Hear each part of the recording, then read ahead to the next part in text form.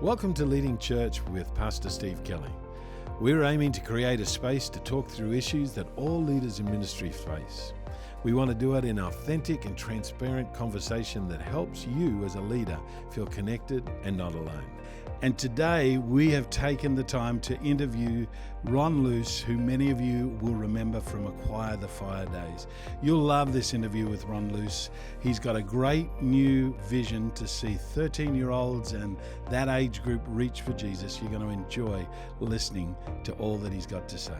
Let's tune on in.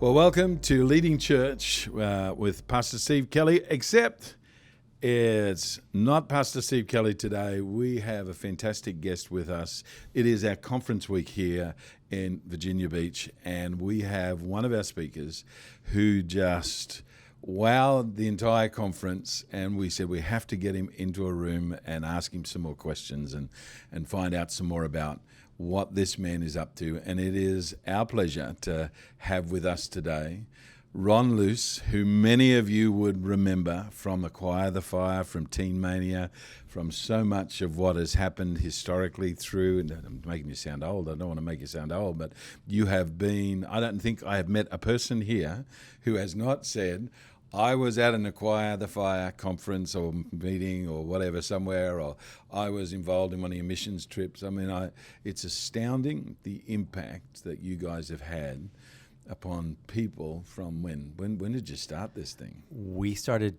Teen Mania in 1986. Oh my gosh. So it's really just more of a factor of longevity. We kept doing it and doing it and doing it and doing it for 3 decades. So.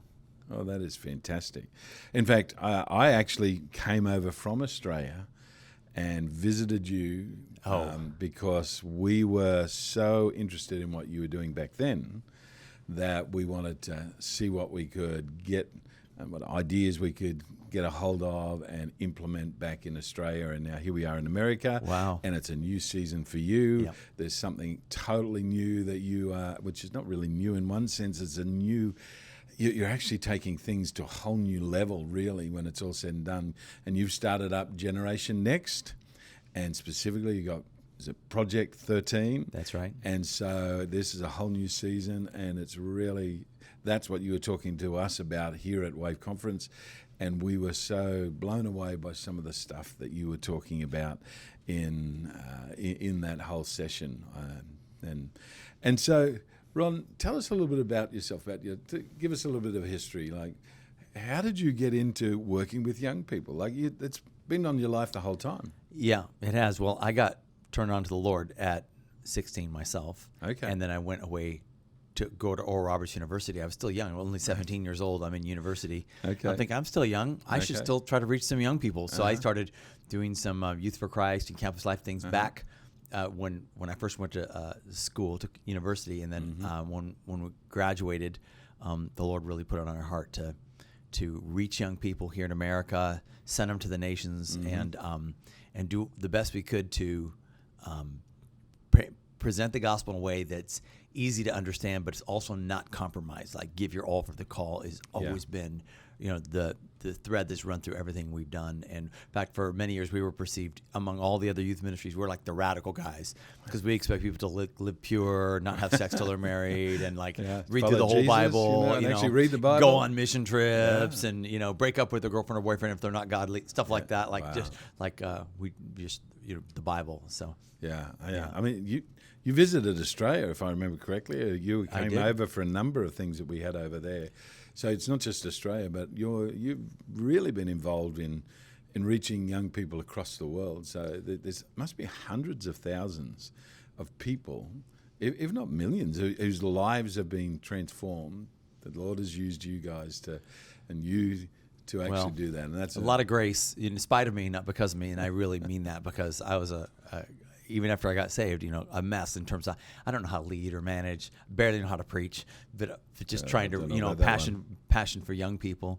And honestly, so I got to be face to face with 5% of all millennials in America, like me personally, at our events. That's incredible. Well, it is, except that we still lost most of them. You know, like we the church. If you look at the data, some that I presented at the conference here, we keep losing more and more of each generation, and so the whole thought and heart behind Project 13 is let's help churches learn how to win. Wow. We were winning lots, but it wasn't because we were such good marketers. I think it was the opposite. It's actually a symptom that the church in America was dying, so they would bring their kids to get CPR to our events, spiritual CPR, and we realized no matter how great our events were, and we'd try to make them really, you know, like spirit-led, no rah-rah, no just goosebump and all that, but it doesn't matter how great they are, if it's not systemically connected to the church, the local church, to help young people thrive. It's not just having a cool youth group, but it's reaching them and helping them thrive in their spiritual formation that's going to make the long-term change in America. The trajectory right now, both in America and around the world, is we're reaching less of each generation for Christ. The church globally is getting older and older. So Project 13 is taking a summation of what we've learned from churches around the world that are truly remarkable. I mean, mind-blowing. Instead of trying to reinvent the wheel, churches don't need to do that anymore. We took and we found churches in 6 different continents that are really, they've been doing it for a minute, 10 years, 15, 20 years, and like curated, like what are they all doing the same even though they don't know each other, and tried to turn them into a process that a church that wants to get better, wants to try a new wineskin, could easily adopt and kind of walk down that process. Right. So let's wind back a bit, because you alluded to something that I don't know whether people have picked that up as quickly as what you just said. So one of the things you researched, and which is what really wowed us at conference, was you were talking about where the church is right now in America, that we've reached out, we've had these incredible events, we've been seeing people make decisions over the years, and right now in the church, there have been more people leaving the church than came in? Is it, well, it's that less, age group? It's less and less of each generation. So if you look at, for example, the millennials were about at 49% Christian. Gen Z's at 38%. Gen Alpha is projected to be about 26%. And if you look, from the time of the builders, the boomers, that's not a good statistic to follow. It's gone down. And this is in spite of all the revivals, all the best-selling books, all the CDs. Oh, we got a new app, all that stuff. And so we like to judge ourselves based on activities, not results. Like how many clicks did we get, or how many things did we publish, or how many things did sales, or whatever listens did we get, rather than what's really happening. And I think people shy away from bad data, but Caleb and Joshua didn't. They came back and said the giants are big, but our God's bigger. And so the good news is that the data looks bad in America and around the world, but our God's bigger than that. And by the way, we have found churches that are changing that data, and they're defying the odds. And so now it's time for the whole church to rally and say, we can all do this. We just have to adopt a different model of reaching and discipling the young generation, that anybody can do this. It doesn't just work in Asia or South America. It works all over the world. You just have to customize the best practices for your own church. When you started presenting the data, looking at that graph heading downwards, there was a phrase you kept saying over and over and over again. And that phrase was, we can change this. We can reach this generation. We can reach this generation. We can. Because I know pastors all over the place, and they look at what's happening in the world. They look at what situations, and they see the fact that there are less young people or whatever happening around, and they are really discouraged. Yep. What you're just saying is that there is incredible hope. Absolutely. Incredible opportunity in front of us. That's right. So we want to unpack that just a little bit together. Great. Just so everyone here can get a hold of that and be able to actually begin to see that in their own journey. Because you said to us when we first met a few weeks ago here, when we picked up again, you said the average age of the church in America was what? Well, in a mega church, the average age is 40 years old, and in a small church, the average age is 53 years old in America. Yeah. That's just, like, because all the years, like we've done youth ministry, and those of us that are a bit older, it was never, like, that's what we came in going, well, the church is too old, there's too many, we need to get young people in the doors of the church. And so we worked hard to get those young people in, and now the statistics are telling us we've got them in the door, but they got older. They got older, and we didn't keep on doing what we needed to do to keep that thing happening where more and more younger people were coming in, which is really what the Lord seems to have started speaking to you about. Well, see, this is the thing. Like, if you do nothing, just the natural way of things is everybody gets older. You don't have to try. You just get older. You keep, I've discovered that. Sleeping and eating, and you get older. So, and if you're a pastor, you're going to naturally attract whoever you attract. If you attract sports people, business people, kind of within 10 years of your age, probably. But the churches that we studied that are defying the odds, that are getting the average age of their church younger each year, because they're measuring that, they are not doing it accidentally. It's not because they naturally attract them. They intentionally go after them. We call it Project 13 because data bears out all around the world that the spectrum of the openness the sweet spot seems to be 13. It's sort of the bar mitzvah age. It's the age where young people are, if they're turning 13, they're thinking, well, what am I? I'm not a child. I'm not an adult. And if we're not careful, we'll let social media fill in the blank, who they are and what they are. Mm-hmm. The marketers are going after them. They call it the branding age, which is when they try to get them to buy their chips or their shoes. Or the drug dealers are going after them. The gang leaders are going after them. Everybody but the church is going after them. This is the years where the young person is going, who will accept me? What group can I belong to? And if the church is not there, they'll go right by and they'll find, is it the cool kids? Is it the jocks who will, want me, invite me into their group? And so it's like shooting fish in a barrel if we just focus. Now they're messy.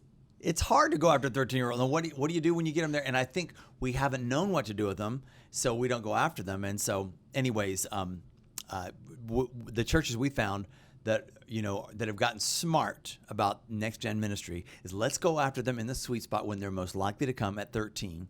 And then secondarily, is once they are reached, they put them in a process. We would call it discipleship, but that term is worn out here in America. We think it's the 4 classes you take after you get saved. But they think about discipleship really differently. They think, okay, what do we want them to look like at 21 years old when they come out in terms of their spiritual commitment, their character, scriptural acuity, relationships, who are they close with, what they set goals, and then they reverse engineer it. So if they're going to look like that at 21, what should they be learning at 13 and then at 14 and 15? So this is what churches that are reaching this age group are doing. They have done it. Okay. And they scope and sequence just like at a school. What would you learn in this grade and in that grade? And then they monitor their spiritual growth. And so it's not an accident. People turn 21 and they're on fire for God. They really think deeply about, okay, what are they going to learn at each stage of their life? And so anyways, we thought if we can help churches adopt this kind of a mentality. So we actually scoped and sequenced now from 13 all the way to 21, 3 trimesters a year. One thing that we learned, instead of going soft, like a lot of people think, if you don't water it down, make it easy, they won't come back. It's exactly the opposite. It's like the coach who says, we're going to eat nails and we're going to sweat blood. And all the team goes, yes. That was what our bread and butter when we were in youth ministry. Yeah. We were certainly believing that. Yeah. We said that. We had actually said that, look, everyone else is just want to do fun, want to do games. Right.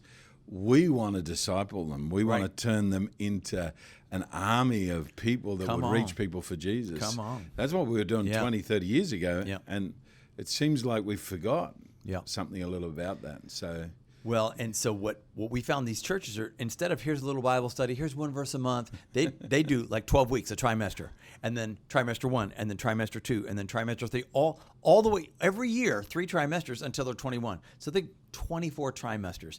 It's like Red Bull for your faith. Red Bull. Just growth, hyper growth. And so we developed a set of tools to help churches that can't develop 8 years worth of stuff that are all, they're not books you read. They're something to do in your quiet time every day for 12 weeks. Okay. So it's 2 or 3 pages a day for a young person. Okay. And there's stuff to write down every day. Okay. And at the end of each week, there's discussion questions. So a small group leader leads the discussion. Okay. So you're layering the learning. You're not just saying, here's stuff to cram in your brain. It's like, okay, we want you to internalize the scripture, your stuff that you're writing down. How would you say this verse in your own words, or what's the Lord speaking to you in this? Okay. And so then when you get together as a group, the facilitator, the young so they leader, really like getting into the Word. right? And they say, well, what did the Lord speak to you on Tuesday? Well, what about Wednesday? Wow. Or how can we pray for you? And so there's a soft accountability, like, Yeah. because what we're teaching them is to meet with Jesus every day, to meet together, and we don't do life alone. We're vulnerable with each other. We're teaching them to internalize Scripture, read a chapter of the Bible each day. Hey, what's the Lord speaking to you? And so there's a lot of layers in the learning here. So it's really, it's not just stuff you learn didactics. It's a transformational process that they start when they're 13. It's like a pipeline. They come in when they're 13, they come out when they're 21, and all along the way, they're learning.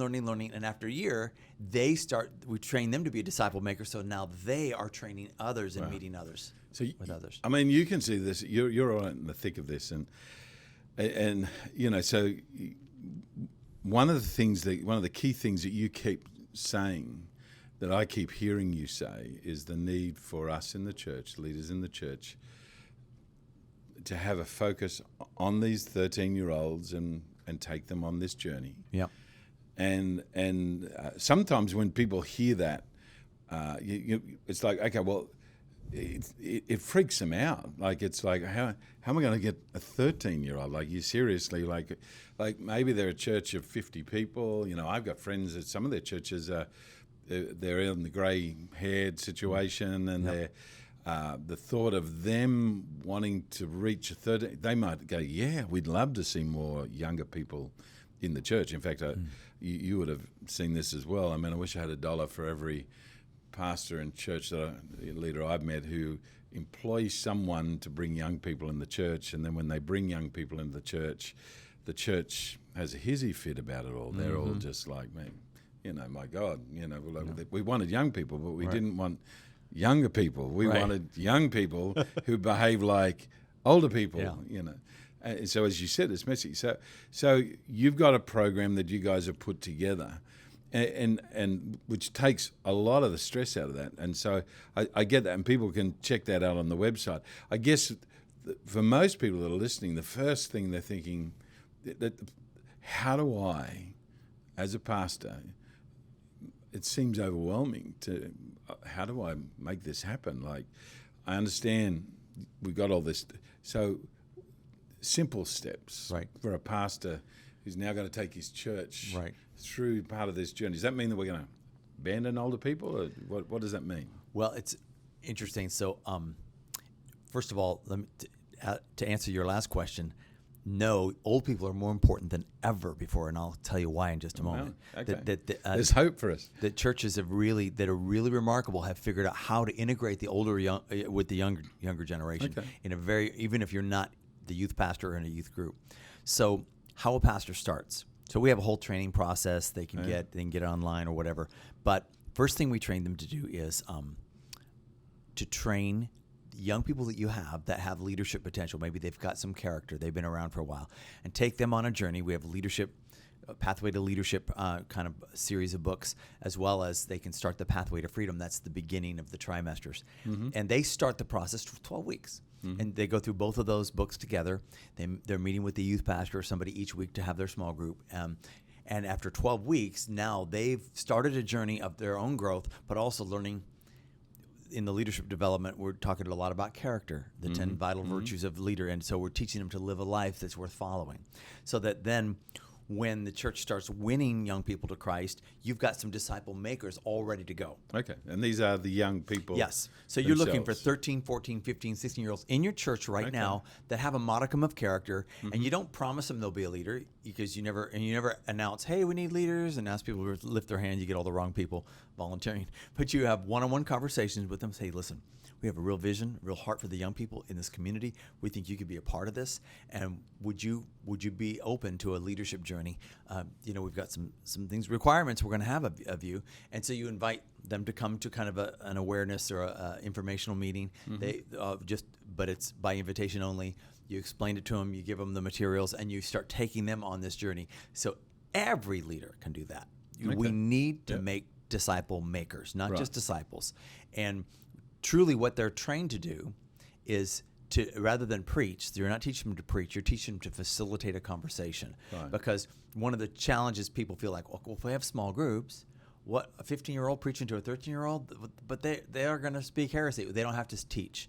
All they do is facilitate the content that's in the book, and helping people to internalize the scriptures, process how can we pray for you, and they all get to be used by the Lord then. So the first step is train some potential disciple makers in your church. The second is we kind of help you with the materials, put a plan together for the whole first 6 months, 12 months. Right. But the very next step would be start planning for what we would call an epic event.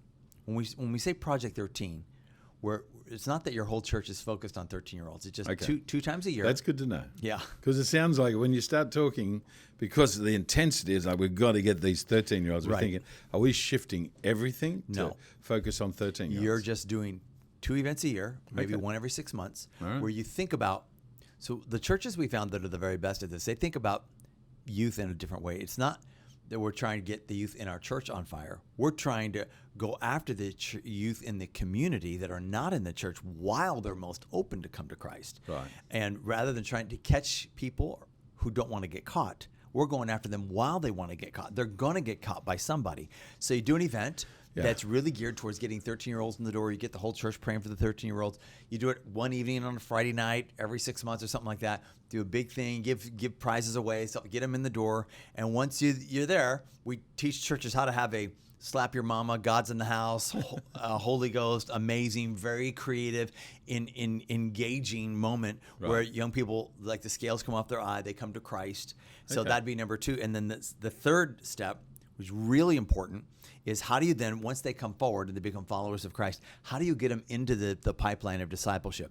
There's a lot of nuances, things that we've learned from churches around the world. It's not impossible, but it takes a lot of intentionality. How you present the gospel, how you follow up the first 12, the first 24, the first 72 hours right afterwards, because you got your disciple makers already. So we have play-by-play exactly what to do. It's just being smart about reaching the next generation. It's not rocket science. It's just connecting the dots very succinctly. Yeah.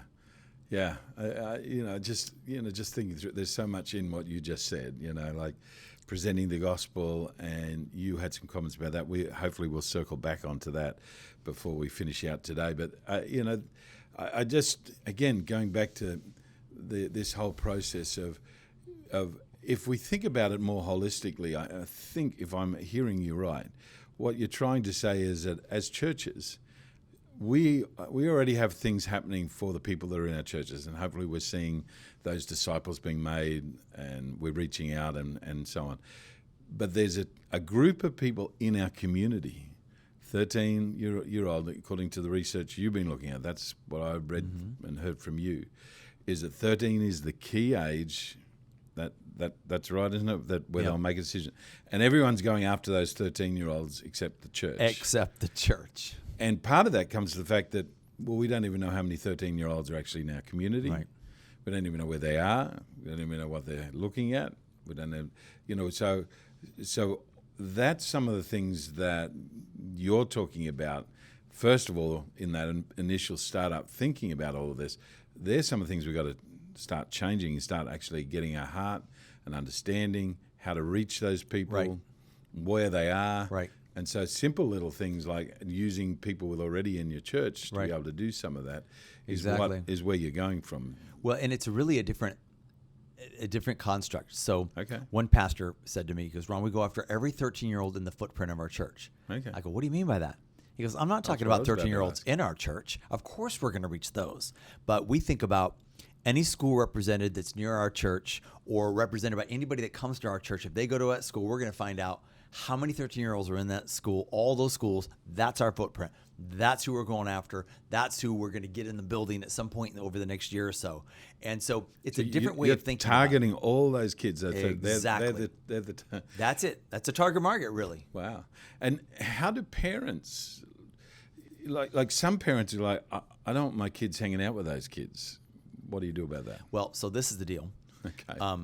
First of all, because that's a real issue. When they're 13 years old and they're unchurched, it's not like a 16-year-old that's unchurched as far as worldliness and all of that. Okay. However, that's good to know. Yes, but at the same time, part of the job of the senior pastor is to cultivate change management with the whole church, the body, the adults. And so, for example, and we have a whole process to help the pastor do this. So when do you announce to the church, hey, we're going to do a big event? Would you start? Who would pray for the 13-year-olds in our community? So you just get them to take baby steps. How many know a 13-year-old? How many would pray for them by name? And you take them a little bit further. How many would submit their name so we can put them all on a prayer board? How many would actually bring that 13-year-old to the big event we're going to have in a few weeks? So you're bringing the church along the pathway of in change management, not just saying you need to do this or else. Some will choose to just put a toe in. Some will put their whole foot in the water. Some will dive in the deep end. You don't make any judgment either way. You just want everybody to maybe take a little step towards it, and then the next iteration in 6 more months, you'll have more people doing it. Oh wow! Wow, I mean, seriously, a lot to process. When you're starting to talk about this. I mean, you've been studying this.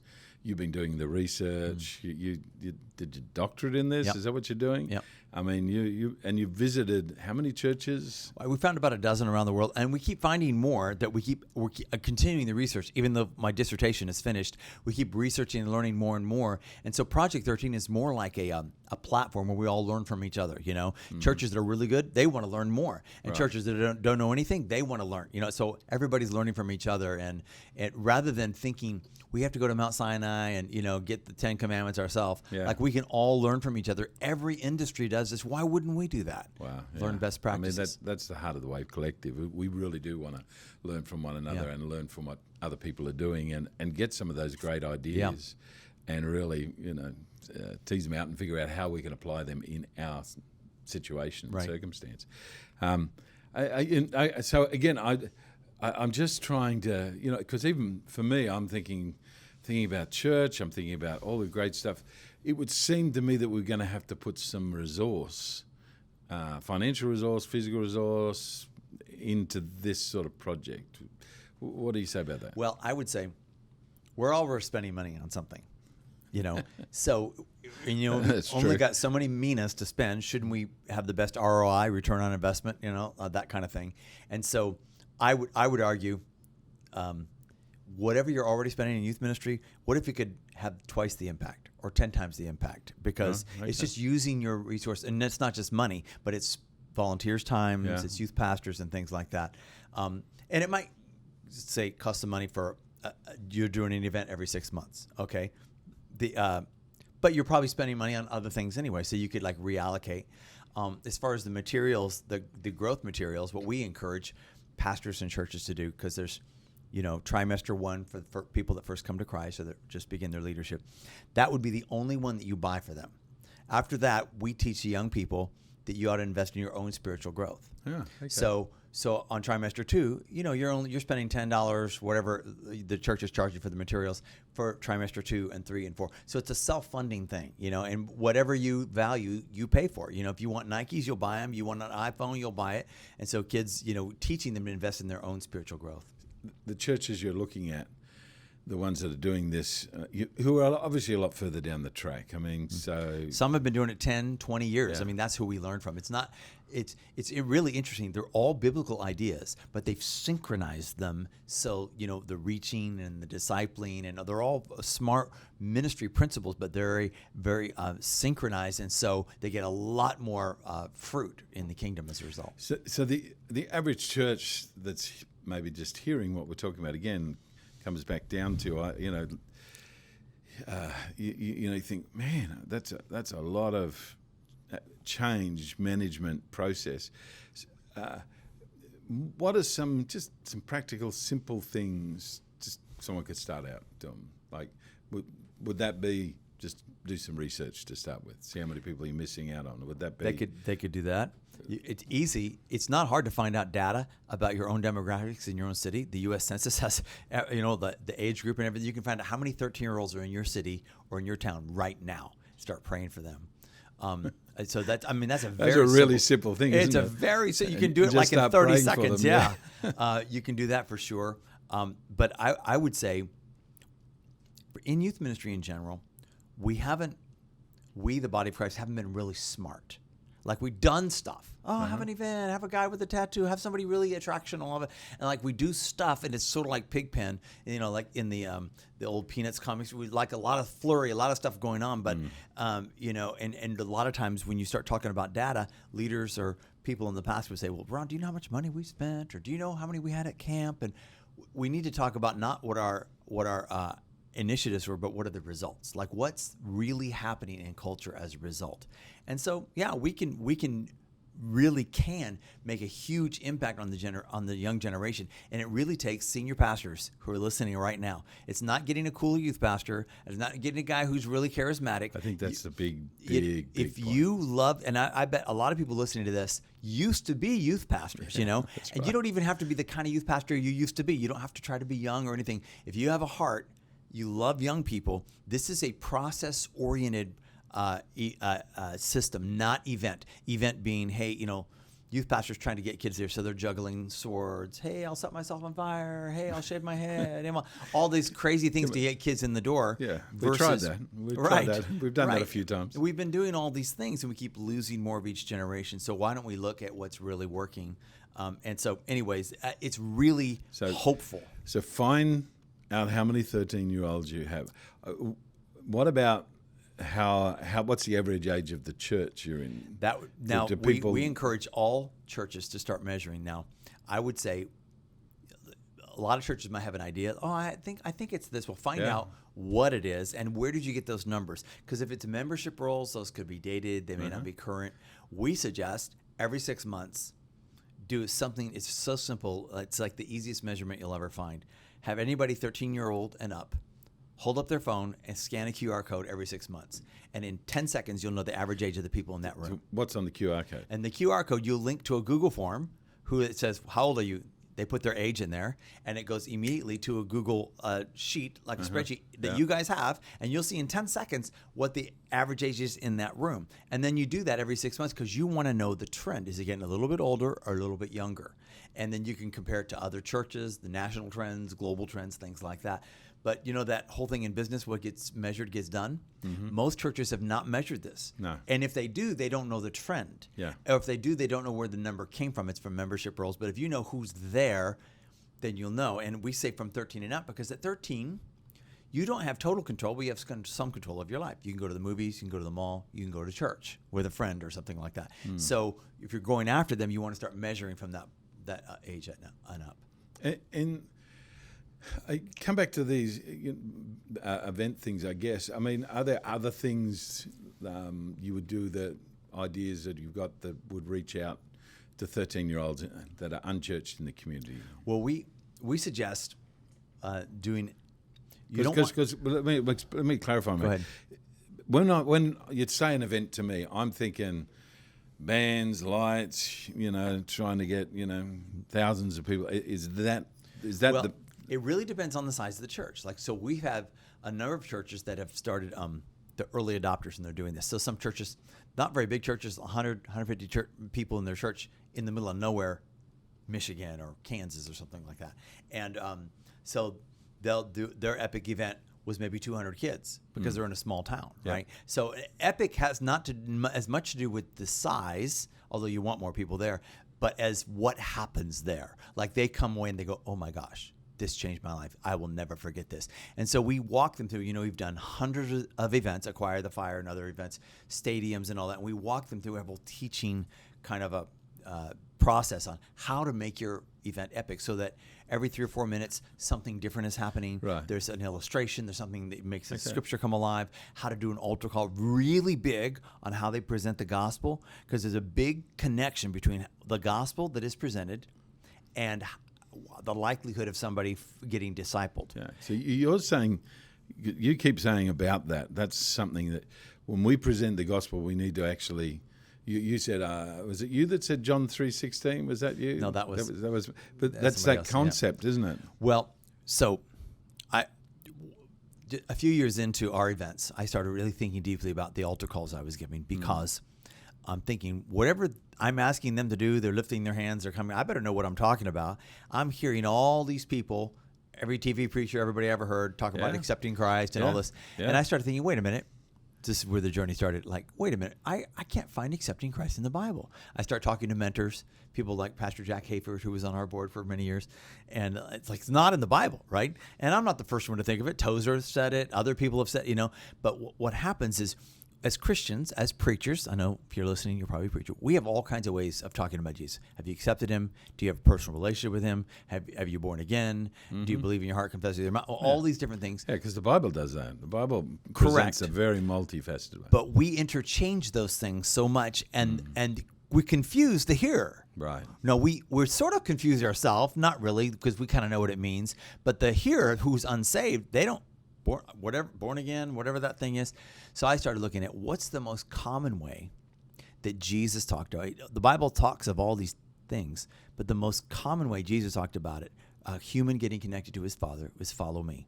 32 times in the gospel, follow me, take up your cross, follow me, I'll make you fishers of men, follow me. So I started changing all my altar calls, all my vernacular around, would you become a follower of Christ? And then fill in the blank. This is what it means to be a follower of Christ. I stopped asking people to get saved. I stopped asking them to become Christians. I stopped asking them to get born again. The goal is not to get born again. The goal is to make lifelong followers of Christ. Right. That's true. If we draw a line getting born again, then we say, well, we got them saved. Now we got to convince them all over again to get discipled. But if you ask them to become followers, the first step, they get born again. But their mindset is, I'm going to be a follower of Jesus. Now, this is what this means. We meet with Jesus every day. We read the Bible. This is what we do. We followers, this is what we do. Wow. Yeah, that's there's a lot in that one. I know. And people like, people get a bit little touchy. Yeah. Yeah. Well, I was giving those altar calls for so long. Accepting Christ. Yeah. Listen, people, it's a weird way to talk about Jesus anyways. But we say it's okay because it's spiritual. Like when people think of accepting a person, like if I were to say, would you accept Pastor Mark? Like, why? Does he not have any friends? Yeah, is he lonely? Does he live under a bridge? Yeah. But accepting Christ will accept Visa, accept MasterCard, accept Christ. Like that's a weird way to talk about a person. It's true. And plus it's a passive word. Yes. So we get passive pew sitters because we brought them in under the passive word. And then we're trying to rev them. Now you need to tithe. Now you need to get discipled. Read your Bible. Wait a minute. That's not in my contract. My contract was all you have to do is accept, pray, say these words, abracadabra, and you're in. Versus I'm a follower, and this is what a follower means. How are you ready?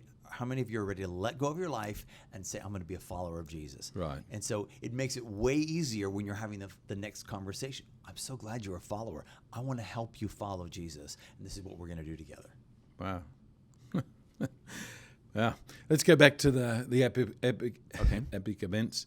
One of the things we were talking about earlier on, there are other things people could do, like I think in one of the churches you were talking about how to get friends, how to deal with loneliness, or dealing with some of the issues that young people face. Well, so what we encourage people as they're planning epic events is they ought to have a brand or a name for it, but then each one have a theme. And each theme ought to deal with a felt need. So, for example,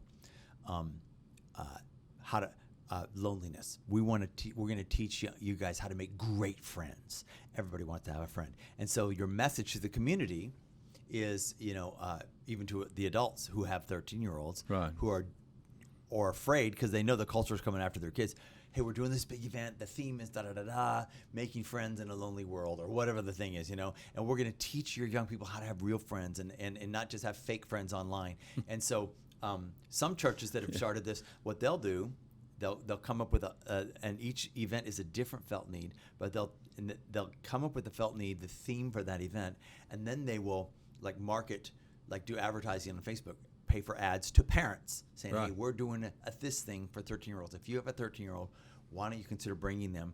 And so parents, if they have a 13 or getting ready to have a 13-year-old, they're all afraid, whether they're Christians or not, because they know the culture is coming after them. So the church then becomes the problem solver, not the finger pointer. We're going to help you solve this problem. All parents have it. And so, I think, and then interestingly enough, the first trimester is all about felt needs as well. It's like it's titled, it's called Pathway to Freedom, but how Jesus impacts every part of your life. So 1 week is, what if you're lonely? 1 week is, what if your family's not put together right? Or what if you're dealing with unforgiveness? And it's, rather than dealing with questions that no one's asking, kids are hurting, they need help, and it's helping them see how the Bible has real solutions for the brokenness that they're feeling right now. You use books written and reading. Is there a reason for that? Well, that's just where things are at the moment. Are you going digital? We kind of went retro on purpose in that. First of all, we it gives them something to carry to the meeting, their small group meeting each week. And when you open it up, there's blanks to fill in every day. So it's easy to kind of flip through and see if people are doing it or not, kind of a thing. And hey, what did you write on this day? Also, if people are doing something digitally and they're filling in the blank, they're always wondering, is someone watching this? Is somebody reading we want this to be like a personal journal, spiritual journal for them, questions of their heart and that kind of thing. The other thing is if we do it digitally on their phone, it's easy for them to go, get an alert for this, an alert for that. We're trying to teach them to be alone with Jesus, but they're getting alerted and interrupted by their friends and everything. And so right now, at least, it's all analog on purpose, and we haven't had a lot of pushback from kids that have started it. Okay. Look, we better bring this to a close. We've covered a lot of stuff. Sure. And one of the things whenever we meet with you, you come with so many ideas and so much stuff, and I think even people listening today will be like, oh my gosh, we're going to put the website with Generation Next link in the bio, so people will be able to click to it and so on and so on, elsewhere, and obviously so they can catch up with that. Is everything on there that will help people? Yeah, pretty much everything's on there. You can sign up for a masterclass for you and your team to go through to really, really learn Project 13 well, and then step by step. Month 1 you do this, month 2 you do this.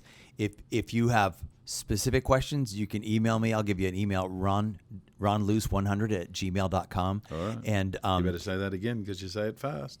Well, yeah, you can rewind it and listen to it again, or ronluce100@gmail. And so, for example, if you're interested in kind of me coming alongside helping your church implement it, I can do that with a handful of churches, not a lot.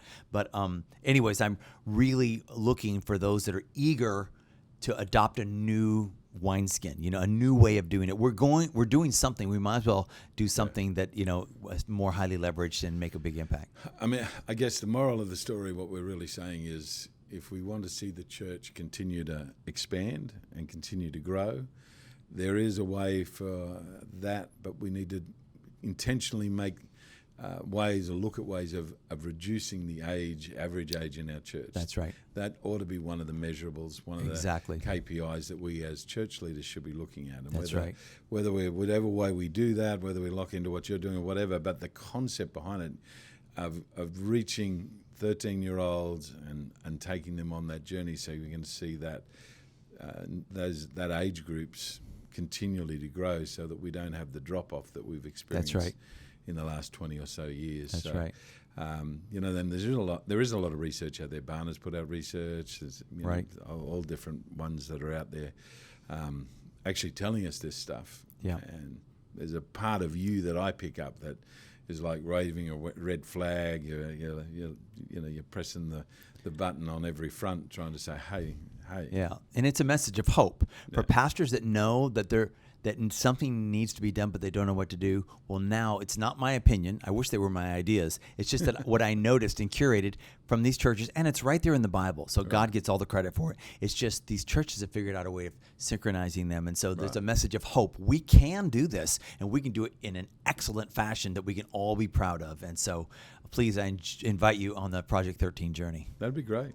Yeah. Well, thank you for being a part of this podcast. Thank you for being at Wave Conference. Yeah, it's been beautiful to be here. Wave Conference this year has just been fantastic, and I know that people that are listening, I hope you're registered for next year and getting yourself ready for that. Yeah. But thank you for coming and talking to us today. I appreciate your time. Amen. God bless you. Hey, thank you, sir.